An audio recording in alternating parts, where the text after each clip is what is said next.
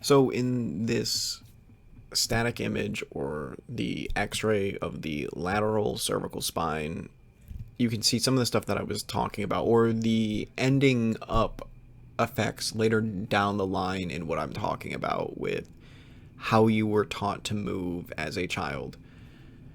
This cervical spine is really straight, and if you were to take it and do, like, I think they're called lines of mensuration. I might be completely incorrect on that, but if you take the back of the bodies of each of the spinous processes and you take, well, you only really need one line. You could use the other line of the front end of the spinous process.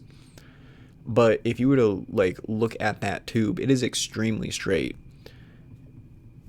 Now, the problem is there is actually a normal limit for the curve of your cervical spine, which is your neck. This person is definitely not within that normal limit. This can change a lot of stuff within your face. Let's let's take the back end of the cervical spine first. This could be pulling extra tight on parts of the suboccipital triangle, which is a triangle of muscles, well, multiple triangles of muscles in the back of your neck, which attaches the back of your skull to your cervical spine. It's one of the most innervated places in the body, and it really does kind of help set the tone for the rest of the body and the posture. And a lot of people get headaches back here, and one of the reasons why is the rest of their spine isn't within normal limits, and the little area that kind of looks like a zigzag almost, or like it looks like there's like little like claws that come back into it. That's where your uh, a lot of your nerves run through, or your spinal cord. And think about like abnormal pressures or almost abnormal tightness on them, because the nerves also come out the side of your vertebra. So it's going to change like the tonicity of those nerves too. I know this sounds kind of like mumbo jumbo-ish, but it does really change how even the small parts of your body, or the smaller muscles that like connect each of these vertebrae together, are tonically postured. Now, on the front end of the spine, obviously you can clearly see that this person has a tongue. I hope everybody has a tongue. But you can see their jaw too, in the position of their jaw. You can kind of see with the white, the translucent white part, that they do have like a hanging part of their neck that kind of hangs down.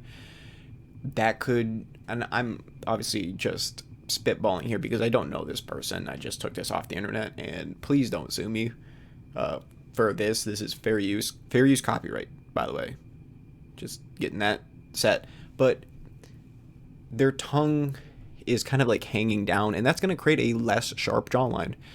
It's going to cause like that mandible to like, I guess, show up in a way that doesn't really present the actual bone itself. It's going to present more of the tissues that are in front of it being squished down and out, which causes like, not a turkey neck, but it can lead to a turkey neck, especially afterwards. Like you lose a lot of your facial fat and whatnot.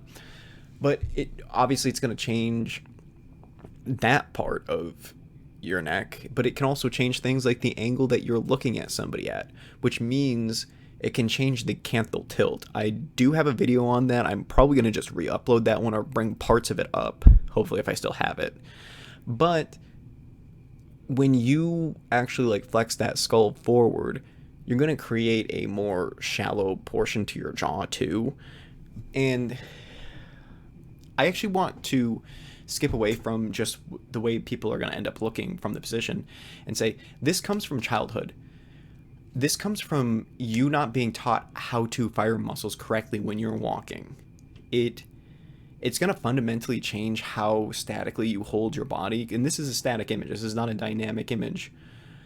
This static image is you in your inverted pendulum. Not you, obviously, not the listener, not my children listening to this, but it is the inverted pendulum. It is a body that's out of whack, that is trying to center itself as much as possible.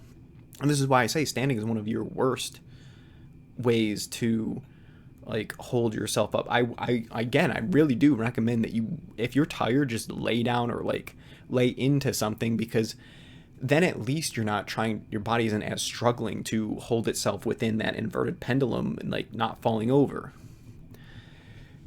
But again, this stuff comes from childhood. So the ways that your parents missed out on teaching you things on how to like walk, how to handle things.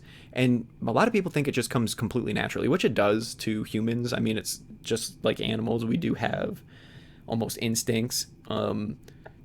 And we do have reflexes that like over time dampen, especially when you gain motor control and whatnot. And that kind of teaches you motor control, the reflexes. But that doesn't mean that your parents weren't trying to make sure that you were actually like doing the things exercise wise that would help set you up for a better life. And then on top of that, you're talking like gymnast or gym coaches or people that were in like physical education, not knowing how or why things like this are important. Like really fixing yourself from the lowest level point, like as you would be a child or baby, toddler, etc., and going back and like reestablishing correct fundamental movements without any actual real problems.